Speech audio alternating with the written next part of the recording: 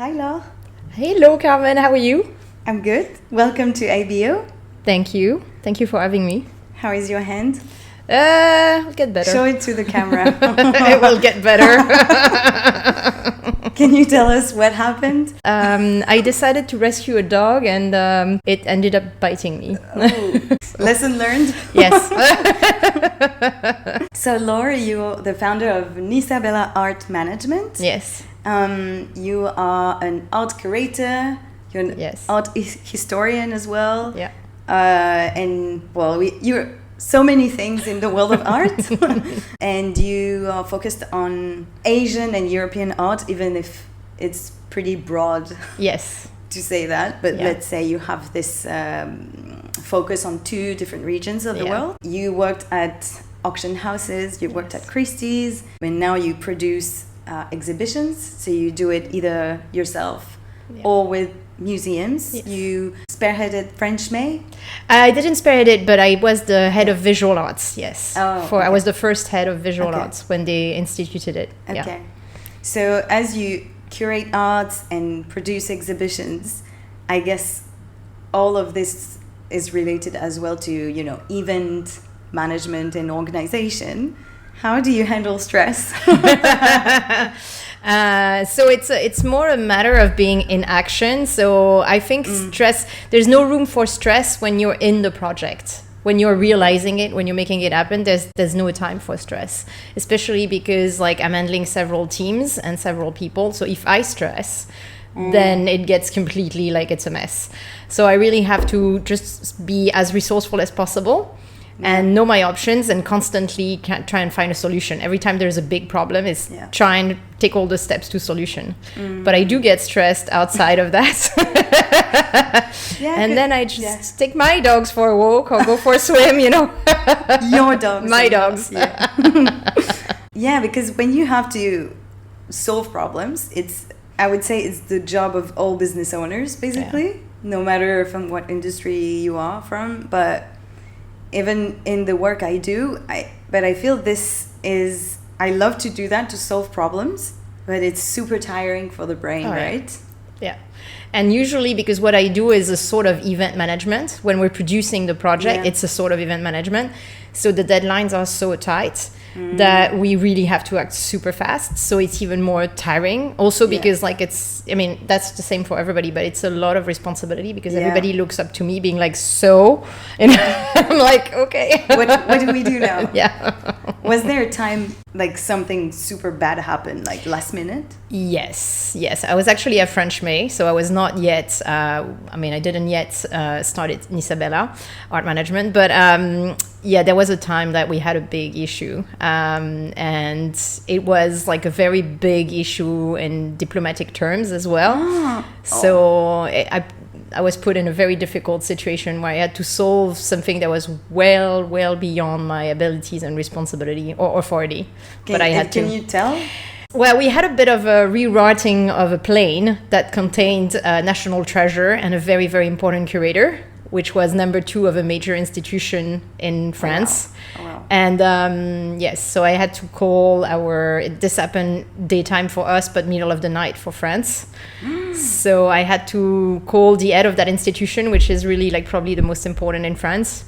And I had to call, all the embassy, wherever, where that plane was, and just make sure that everything was in order, that safety was paramount. And it was a little stressful. And I was not, this was something I was 2 months on the job, or not even 1 month on the job. And I was like, oh my God. And how did it end up? It ended up being fine because of all the procedure, but it was a little stressful. Yeah. It was a little bit much at the time. Yeah. And how do you just get stress out of your system? For example, this few weeks for me have been so much work that at some point I need just to stop and relax, but it doesn't happen over in a second. You need to slow down a bit. Are you good at that? No. No, I'm terrible at it. I'm terrible. It's one of my biggest pitfalls. It's actually another one of your questions. Yeah. It's my biggest obstacle is saying no to projects and managing my time and managing the rest as well. So I try to have that, but sometimes when a project comes and it's after another project, and I just stick it on because it's this really important and exciting project, and I'm like, oh. You don't want to miss opportunities. Yeah, about that, we chatted about that. You can do a task, a job, whatever, a project to up to 80%, and this will be very good and good enough. Doesn't mean it's mediocre. It means it's good enough, you know. And if you want to reach 100% of quality work, it means that this 20% delta is actually not profitable to you when you're a business owner, because the client will be perfectly happy with 80% if you do your job well. Yeah. And you don't need to provide 100% because this will cost you more time, so more money. Yeah, there is that from like a really business perspective, which is absolutely right. But it's also like in French, we say le mieux est l'ennemi du bien. So better is worse than good, sometimes, or the enemy of good. It's true because especially when you're in a project and you have your own standard, which are usually higher than the client, as you mentioned. It's like the problem is like really like when you try to force like the perfection in a project that you don't really have the bandwidth in time or budget or so it's always good to be like, okay, we're good now, it has to stop, it has to. But that's how something to decide when it's time to stop? It's difficult, right? It is very difficult, but there is always a feeling or, you know, like something but usually it's budget and time that anyway there are so many deadlines that like to keep on like the planning, it's impossible to do perfection. Yeah. You have to, you know, you allocate an amount of time. It's all about organization, right? Yeah. It's really about management. It's really about like being very, very like cold-headed and being like, okay, this is what I can do. Like the design, like the exhibitions, for example. You could have even better, but... And the client doesn't think bad of your work, right? No. Usually they're very happy. It's just in terms of exhibition, I never had somebody be displeased. No, they're usually very happy. But of course, our standard can always be improved, right? So, but then it's also a matter of trying to not impose too much on the other people involved, whether it's the artists, whether it's the designers, whether it's the contractors. So it's also very important. Yeah. And as you have quite a comprehensive vision of, you know, the art industry because you had many different roles, and you also study archaeology. Archaeology, yes. Chinese archaeology, yes. That's amazing. It's not so common. I enjoy studying a lot, so I studied for a long time. Okay. So do you think everything you've done brings a different vision to your work? I think it's also a matter of character. So it's a matter of, I'm fairly well known for being extremely straightforward, which is not necessarily like something we see a lot in our current cultural context. For example? I'm always saying if something is not good, I'm not going to be a pleaser. I'm like, that's not good, or you should not do that. This is borderline, you know, nepotism. This is not something that follows your direction, or I'm very, very straightforward, or like, I thought we didn't have budget. How come this budget suddenly, you know, like you say, this is the line. Okay. So I keep people really like on track. I think what's really useful for me in having all the different skills is also to be really aware that actually like everybody has bottom lines, whether they're the agenda, whether they're the budget, whether they're, you know, most often crazy timeline and schedules. But like it's really a matter of just constantly keeping track. That's an understanding that everybody has a different bottom line. Maybe for the institution it's going to be more like, of course they still have budget, but they don't have like a target of money to make, but they have a target of visitors. For example, museums that are hosting exhibitions that come from abroad, their target is exposure and audience. But the museum that comes, of course, they have a budget as well. I mean, it's, you know, everybody has different things, so it's a matter of seeing all the different perspectives. And then it's more like the commercial aspect has allowed me to be like very straightforward and very like down to earth. Yeah. So, yeah. Okay. But for example, because you've been working with French museums. Yes. In Hong Kong. Yes. Yeah. And they want exposure in Hong Kong. Yeah. It's exactly what the French May was doing. And then I continued kind of by myself. But it's exactly that. It's like the museums, they will have an agreement. They will bring an exhibition here, and there is a hosting museum. And then they all have different agendas, right? So it's also a matter of being kind of in between and making sure that each party is happy and they get really what they wanted out of the project. How are the work relationships with because you have very French people, very Hong Kongese people. So how does that work? Are you the buffer between the I tend to be. So among the other thing I studied, I did political science. So that's really? Okay. You're full of surprises. So that's the diplomatic line. It's like. So I don't have the same attitude depending who I'm talking to. So I can be very diplomatic depending on the culture. If I'm talking to American people, I'm going to be really super straightforward. Okay. If you talk to someone from Hong Kong? It depends. Like if it's somebody really Hong Kongese, they cannot be like, I can't be so brutal. I have to tell them a bit gently, you know. And if it's the French, I really have to get myself into the French context. Like in one of the last museum project we had this kind of different security of our work, different security in the rooms kind of criteria. Okay. And it's not that one is better than the other, they're just different. But because they're different, there is kind of this gap. And I had to kind of explain to them that it's not as good. It's as good, but different. And it's a matter of just explaining, because if they just talk to each other, they're kind of like...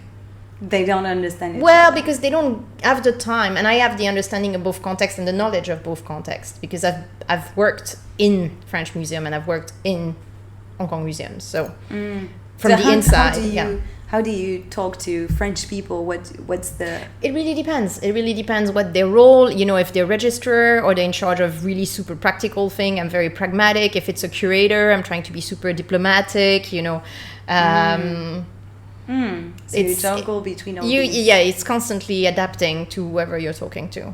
Okay. Because they just don't function the same way. Registrar will be like super pragmatic. Yeah. Very, technical.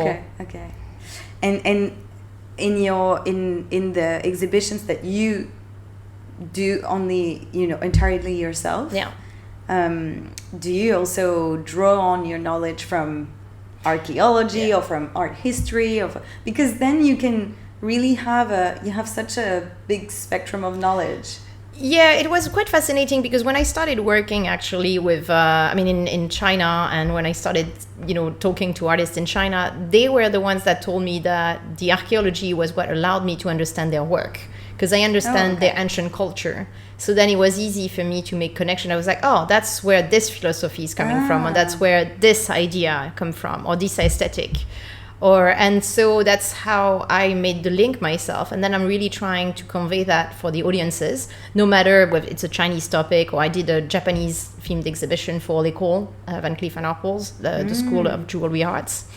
And this was also putting things in context. So it really allows me to just give a broader context for things, kind of explain where it came from, where it's going, and why or what allowed it.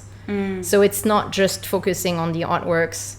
It's kind of really giving context. That's really what it is.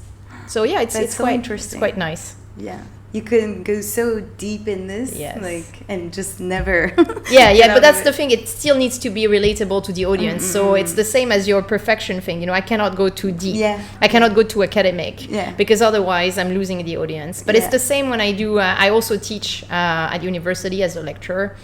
And it's the same, like if I go too far, then I'm losing the students. So I have to still keep, the line where they can follow me. Because I don't do it for myself. Like the goal is to do it for, that's the biggest pitfall. That's why like working for also different companies, different angles has helped me, is to remind myself constantly, I don't do this for myself. Of course I enjoy doing it, but the project itself is designed for an audience, whether it's a class or an exhibition or... And can you tell us about an exhibition you've run lately, or the one you're working on now? Yes, so I help with coordination with the Cézanne Renoir at the Museum of Art, which was coming from the Musée d'Orsay and the Musée de l'Orangerie, and that was really a wonderful project to work with. I love working with the Museum of Art. They're really fantastic people. The team is incredible, and it's really, really nice. It's also a great location. Yeah. So that was really enjoyable. It also allowed me to reassess kind of how I was viewing Renoir. I started my career at the Musée d'Orsay, so it was also an interesting, loop. Yeah. Exactly. And when I was at the Musée d'Orsay, I was working on sculpture. So I was not already that familiar with Renoir, but I always thought it was this kind of really like almost not romantic, but sentimental, decorative artist. And it allowed me to see it in a very different light in comparison with Cézanne. That's what the curator wanted. She wanted a reassessment, and I think it's quite successful. And they also invited me to do a lecture, which allowed me to actually dig further and actually understand more and try and make the relationship with what's landscape painting in China and what's landscape painting in Europe and in France in particular. So it was really interesting. It's always an opportunity actually to go in different direction, and exactly that. Some things you can do in the exhibition. In that case, I was just coordinating. Okay. So there is a curator, but then I can really explore a different kind of aspect in my own little lecture. So it's really interesting. And for Shakudo, which I did for the School of Jewelry Arts, which is in the K11 Museum, still on, and it's about Shakudo, and it's really fascinating because it's actually a type of metal alloy. Of course, it's the School of Jewelry Arts, right? But it's a type of metal alloy that was used by the samurai sword masters. So the sword makers would use that alloy to decorate the sword because it was not... because it was an alloy, it was kind of resilient to humidity, easy to kind of carve, not really carve, but design in nice decorative patterns. And when the samurai were banned, actually like the craftsmen ended up with no work. But at the same time, the samurai were banned by like the Meiji era and all the idea of the Americans coming into Japan and opening the trade. And then there were new ways of trading. And so the craftsmen transferred their techniques into jewelry, which became souvenirs and things like that. And then they started the fashion in France as well. So that's all, cool. Coming from the Japonism. You have this fashion in England, in France, and it's fascinating to see the resilience, the adaptability and the history, and also discovering that, which I didn't know for that matter, even though I did study Japanese art history, that samurai were actually like a class of scholars originally. They invented ikebana, for instance, which I didn't know. Okay. Yeah, I thought, they were just kind of warrior, not at all. Yeah. So it was it's also an opportunity to learn. Yeah, every time you learn so much. Always, yeah. So you never stop studying, right? Exactly, yeah. That's a lot of fun. I have a few quick questions for you. Yes. What city has the most surprising art scene? Ooh.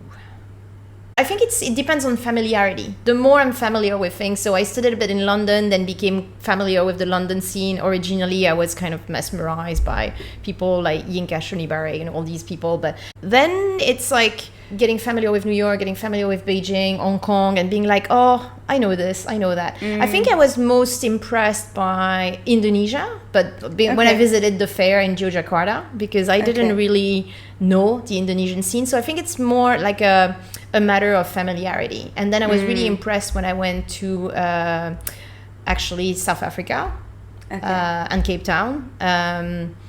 But it's, again, I think it's more like a matter of familiarity. Because you didn't know and you're like, wow. I don't know at all the art scene in Indonesia. It's fascinating.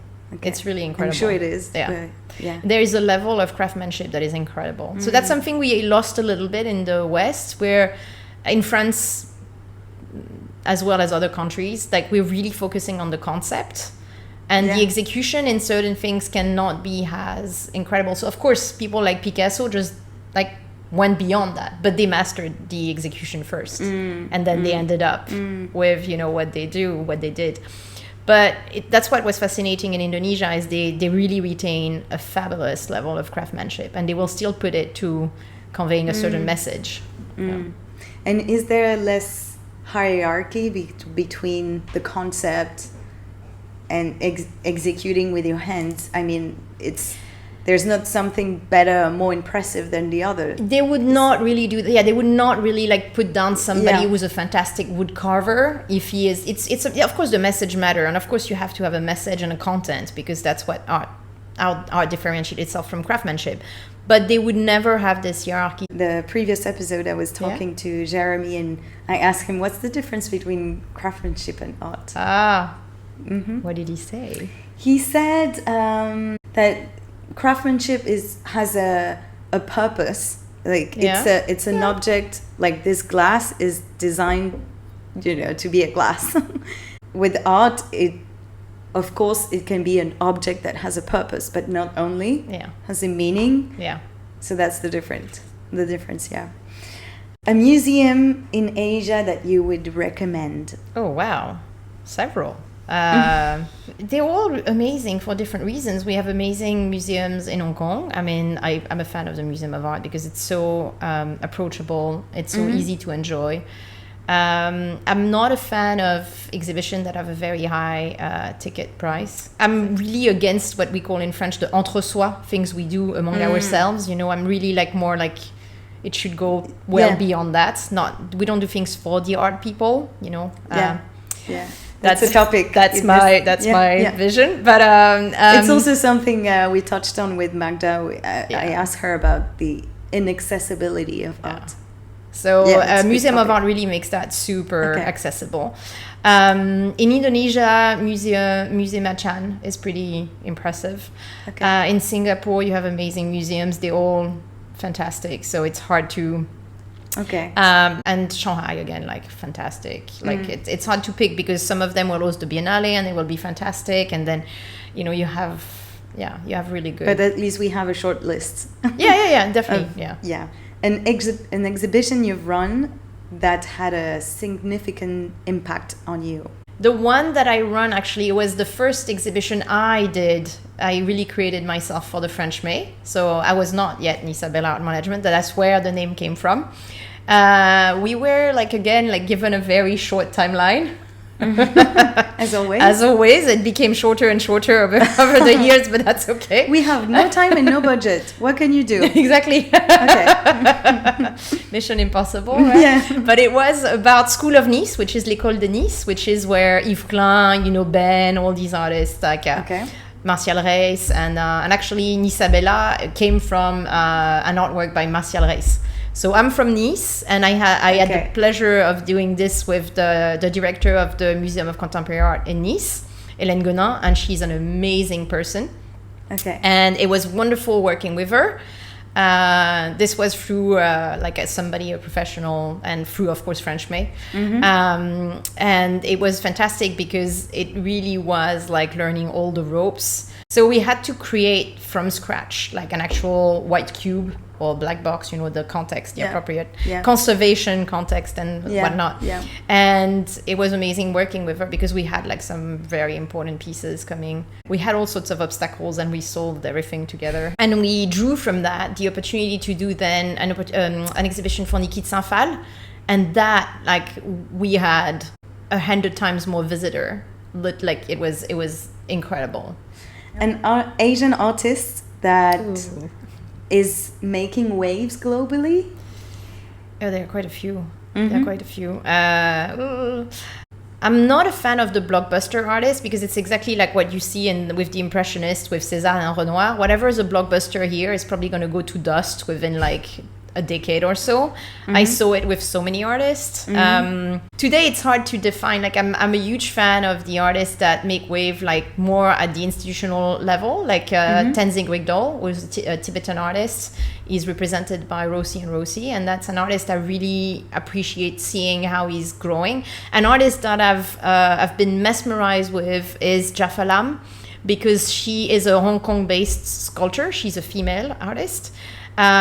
She has been fighting with the utmost ethics for her work, for the spirituality of her work, for the philosophy, for the aesthetics. She uses upcycle material, and it took her a really long time to be recognized. And I've seen her work for a long time. I tried my best, but I'm not, that influential. But she's now represented by Alex Vervoort, and that really is, she's now really deemed a super important artist. And if somebody is to watch because she's making a lot of waves, notably in international museums, that's her. So Jeff Hallam, Okay, that's a good one. Yeah. And last quick question. Well, it's not so quick because we're very chatty, but if you could steal one famous art piece without any consequences, if I could own one, steal, but no police, nothing, and you would be fine stealing it, which one would you pick? Oh, that's a really hard one. Yeah. A nana in your garden. I would love a nana in my garden, but that's not a bad thing. If it were painting, it would probably be either Les Raboteurs de Caillebotte, which is in the Musée d'Orsay, or a Puvis de Chavannes, or actually my favorite would be the Douanier Rousseau.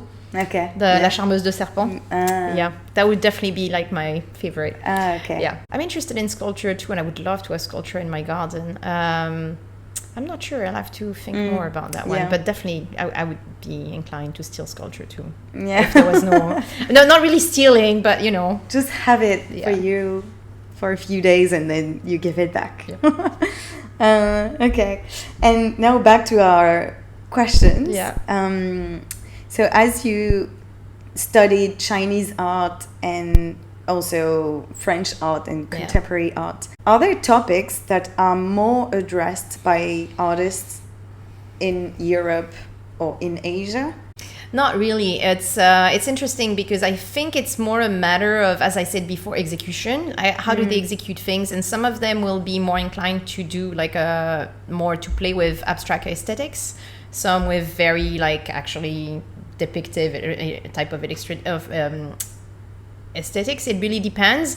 But in terms of content, some of them, there will be political, artists, very activist artists in everywhere. And you'll have very contemplative artists everywhere as well. So I would not say that there is a trend. I think it's really a matter of context. So artists don't have the same thing to say depending what society they live in.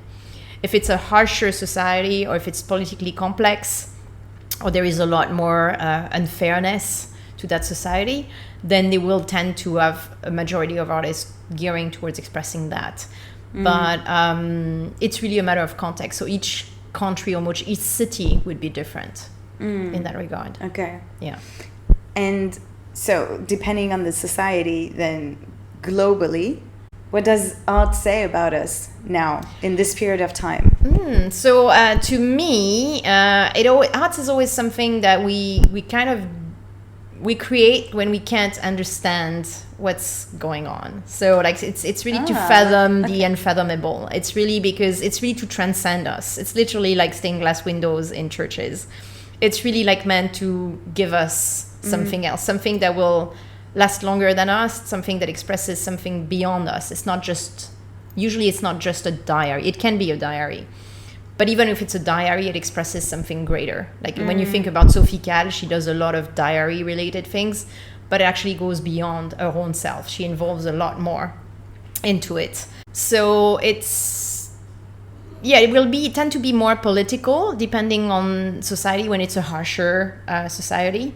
But other than that, it's really but it's still trying to make sense of things we disagree with or we don't understand, that we're it's beyond our control.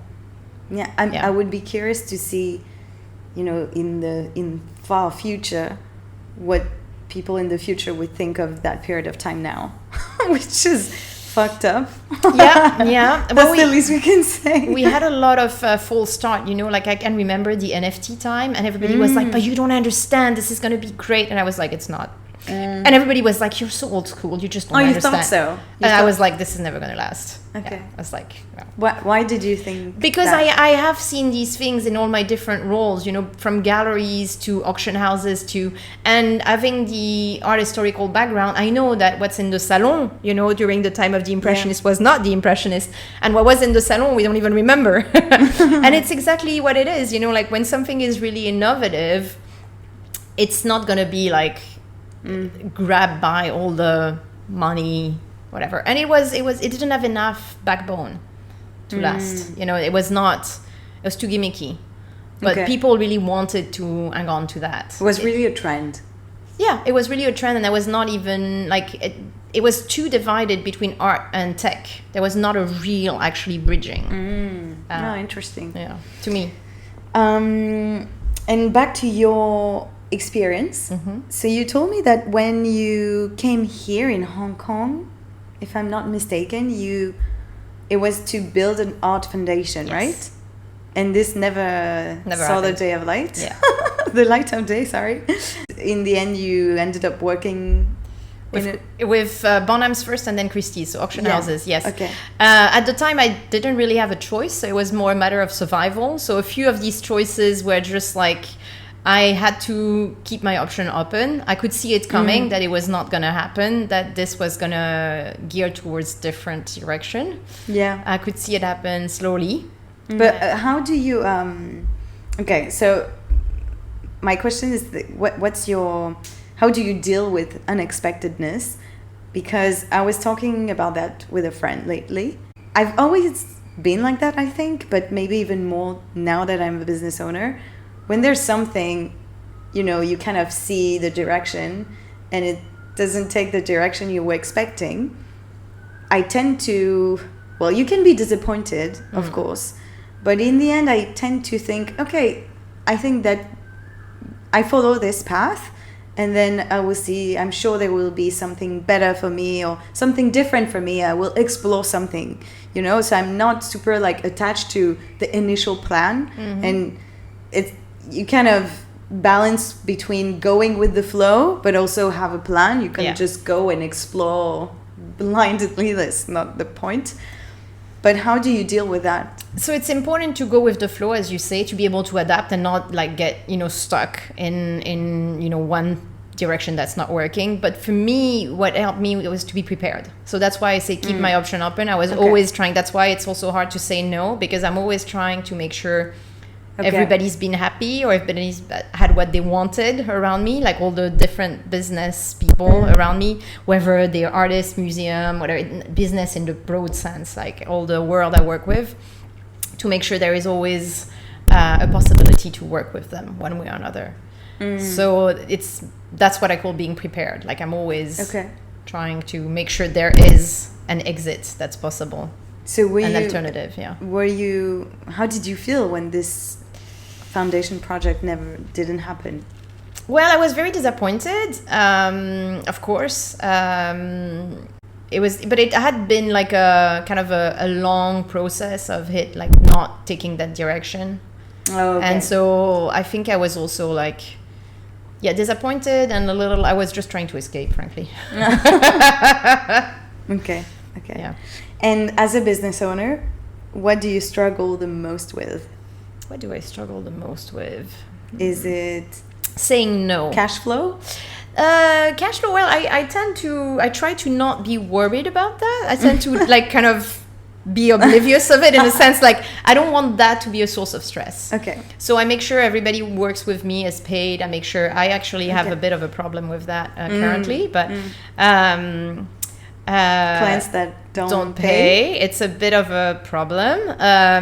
How do you handle that? Small claim tribunal. Because I've never faced that, actually. I've always had some very honest people, very ethical. But it happens. I think the biggest pitfall for me is to say no, because I want to keep the options open in case something happens. And then it's really hard to actually it's very hard to do less and less intensively. This sentence is from my partner, actually. I can't, it's hard for me to do less and less intensively. I'm always let's keep doing so that we keep it. But it's really a matter of, number one, it's interesting. Number two, I don't know how to say no. And then number three, it's really keeping option, just in case. But also it's so interesting. It is. It is. To be part of many different projects. But it always comes at the same time. Yeah. It always but comes at the same time. if I was only doing one thing, I would be bored, So of course. So of course you need to find the balance between I'm bored and there are way too many projects at the same time. Yeah. Okay, and final question, signature question of the podcast. what lessons have you learned, or what lesson have you learned that you would like to share with fellow business owners? What lesson have I learned? I think the biggest lesson is to try to strike a balance between like making people I work with happy and not forgetting to make myself happy. I think that's the biggest, satisfied content, whatever, to make sure everybody is. But sometimes your way of assessing if you're happy and satisfied with your work is not the same metric, let's say, exactly. for others. Like maybe for you it's the quality of, I don't know, that you curate the art pieces. This is your assessment. And maybe for the museum or for the client or whoever, maybe it's the, I don't know, how you manage the project, the budget and time and stuff. Of course. Yeah. So that's why I have to make sure everything is balanced. The issue with me is prior, I was always making them first. And of course they have to come first because they're clients, whatever form they are, institutional or not. But it's also a matter of not doing it at my expense. Yeah. Either financial or physical. So how do you do that then? Just trying to curb my enthusiasm. Pretty much. I think you still need to have fun. Yes, of course. That's the most important thing. Yeah, but it's the work I do is fun, and it's working with wonderful people. We're lucky to do that. Yes. Very lucky. Cool. Well, thank you so much. Thank you. Time flies, right? It does. Seems like we started chatting 5 minutes ago. Yes. But thank you so much. Thank you. Happy Art Basel, everyone. Oh, yes. Happy Art Month. You're tired in advance? It started completely. Yeah, it started. That's why we're having this conversation now. So good luck with that, and good luck with your hand. Thank you. Bye. Yes. Bye.